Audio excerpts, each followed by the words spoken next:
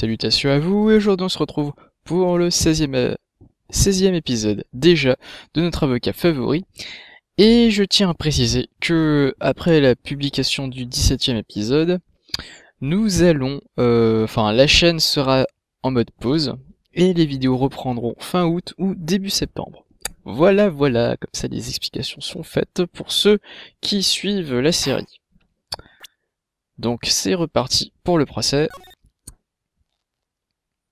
22 juin, 12h04, tribunal fédéral, salle des accusés numéro 3.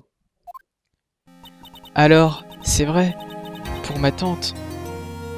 J'en ai bien peur, Maya. Inès n'aurait pas pu tuer le docteur Aforme toute seule. Et tout semble suggérer que la tante Morgane est impliquée jusqu'au cou. Mais c'est terrible. Pourquoi ma tante ferait une chose pareille? Tout s'est déroulé exactement comme je l'avais prévu, monsieur Phoenix Wright. Ah, Francisca! Pourquoi agissez-vous ainsi? Pourquoi essayez-vous de vous venger sur Nick? Nick n'a rien à voir avec ce qui est arrivé à votre père. Vous feriez mieux de vous occuper de choses plus urgentes, vous ne croyez pas? Comme par exemple, la situation dans laquelle vous vous êtes fourré? Grrr! Elle continue à me traiter comme une môme bien que nous ayons le même âge. Vous avez fini? Vous m'avez assez fait souffrir. Pas encore. Mon but, c'est de vous battre et de le faire savoir au monde entier. Mais même si vous y parvenez, ça ne ramènera pas votre père. Quoi qu'il en soit, en attendant, terminons-en avec cette partie de bras de fer. Tout le monde sera alors fixé sur le vrai vainqueur. Genre t'as le doigt et le regard bien menaçant de Francisca. Ah là là. La séance est ouverte, monsieur Wright. Votre honneur? Êtes-vous, oui ou non, en mesure de prouver que mademoiselle Spéré avait un mobile? Oui, je pense pouvoir le faire. Il n'existe aucun lien possible entre Inès Spéré et le docteur Aforme. Et c'est l'accident de voiture de l'an dernier. Mon mobile doit s'y trouver. Mademoiselle Spéré, veuillez rappeler à la cour votre accident de l'année dernière. Hein? Mais je pensais que vous alliez me demander mon mobile? Je ne vois pas l'intérêt de reparler du passé. Mademoiselle Spéré, répondez s'il vous plaît. D'accord. Je ne vois pas le rapport, mais bon. Ouais, c'est cela. Déposition du témoin. C'est parti. Alors, c'était l'année dernière, en mai. Il y avait eu un tram à la clinique où travaillait ma sœur. Et la nuit de l'accident, ma sœur qui conduisait était totalement vannée. Moi, j'étais assis. J'étais aussi bien crevé, je me suis endormi dans le siège du passager. Je me suis réveillé à cause du choc et j'étais entouré de flammes. Alors, j'ai ouvert la porte et je me suis enfui. Je crois que j'en ai entendu parler. Les médias n'ont parlé que de ça pendant des semaines. C'est cela. On a même dit que le docteur Aforme avait drogué votre sœur, non? Oh! Ce n'était que des rumeurs. Des cancans, rien de plus. Bon, monsieur Wright, le témoin est à vous. Alors pour le moment, on ne peut pas prouver que le docteur Aforme a bien drogué la sœur de mademoiselle Spéré. Ouais, ce qui va m'obliger à attaquer sous un autre angle.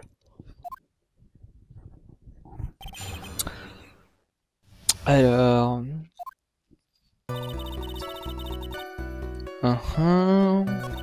Bien un drame à la clinique où travaillait ma sœur. Il y a eu l'accident, ma sœur qui conduisait était totalement vannée. Ah voilà.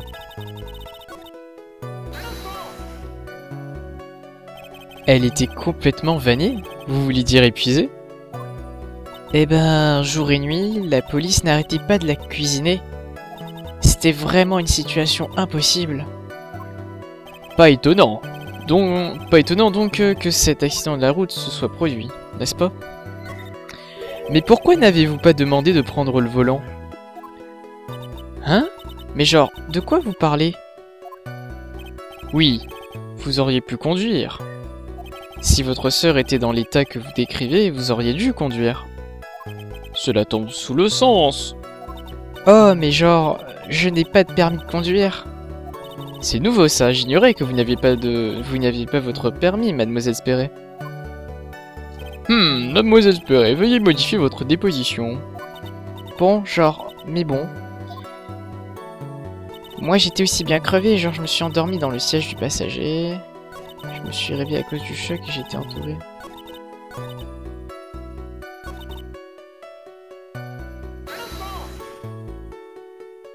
L'accident s'est produit la nuit, n'est-ce pas? Ouais, c'était genre 1h du matin, quelque chose comme ça. J'avais une copie à rendre, c'était genre très urgent. Alors, je n'avais pas dormi et j'avais travaillé genre très dur. Et comme vous étiez toutes les deux épuisées, vous avez eu un accident. Je me suis réveillé à cause du choc et j'étais entouré de flammes. Et votre sœur, que lui est-il arrivé? Je ne l'ai pas vu. Il faisait complètement noir dans la voiture. Et il y avait genre énormément de fumée. Je n'avais pas la moindre idée genre de ce qui se passait. Alors j'ai genre ouvert la porte et je me suis enfui. Dites-nous comment vous vous êtes échappé de l'épave. Écoutez, j'ai vraiment essayé d'oublier ce moment. Alors, maintenant, je ne me souviens pas genre des détails de l'accident. C'est bon, inutile de vous forcer. Il me semble bien que j'ai donné genre une interview après l'accident. Je pense que ce serait le meilleur moyen d'avoir genre des détails précis. Si elle veut parler de cet article, je l'ai déjà. Je n'avais pas genre mon permis de conduire, alors je n'ai pas pu prendre le volant. Oh, mais c'est bizarre. Mademoiselle Spéré, ce que vous venez de dire ne tient pas debout. De quoi genre vous parlez? Je sais qu'à l'époque, vous aviez votre permis. Voici une photo prise spécifiquement pour servir sur un permis de conduire. Qu'est-ce que cela veut dire, mademoiselle Spéré? Ah, c'est exact. Oui, j'avais genre mon permis, mais... Mais je l'ai obtenu après l'accident. Mais non, vous l'aviez déjà. Vous l'aviez au moment de l'accident. Le directeur Sachauffe, enfin le gars qui se fait passer pour lui me l'a dit. Quoi? Vous avez parlé avec ce pervers de faux directeur? Parfaitement, ce pervers. Et d'ailleurs, à propos de lui, comment savez-vous que... Oui! Cela n'intéresse personne. Témoin, quand avez-vous passé votre permis? Genre, en novembre dernier? Quoi? En novembre? L'accident s'est déroulé en mai, c'est-à-dire 6 mois auparavant, monsieur Phoenix Wright. Mais bon sang! C'est pourtant la vérité, monsieur Wright. Le jour de l'accident, mademoiselle Spéré n'avait pas son permis de conduire. Ah. Aïe! Un mot et ma cravache entre en action. Au final, sans permis, le témoin n'aurait pas pu conduire sa sœur. Je suis contente que vous ayez genre compris, mais... Même si j'avais eu mon permis... Je ne suis pas sûre que genre ma sœur m'aurait laissé conduire. Oui! Ne reste donc pas planté comme ça à faire des... Tu ne vas pas t'y mettre aussi. Le fouet, les coups, les ouilles. Mademoiselle Spéré, pourquoi pensez-vous que votre sœur ne vous aurait pas laissé conduire? Hein? C'est parce que... Je pense que cette situation justifie une déposition plus précise, mademoiselle Spéré. Hein? Oh, que c'est genre embêtant. J'ai encore parlé genre de trop. Allez, on continue à avancer. À ce moment-là, j'étais à 2 doigts d'obtenir mon permis. Ma sœur, c'était une passionnée de voiture, et genre, elle tenait beaucoup à la sienne. Elle venait juste d'acheter une nouvelle voiture de sport, toute brillante, toute rouge. Elle me disait genre, pas question que je te laisse conduire ma belle voiture. Alors, c'est comme ça que je me suis retrouvé dans le siège passager. Le siège passager. Je vois. Une voiture rouge de sport. La défense peut maintenant interroger le témoin. Je ne suis pas expert automobile, mais...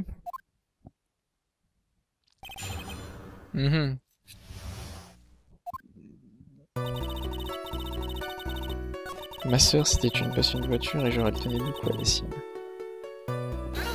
On va prendre des détails sur la voiture.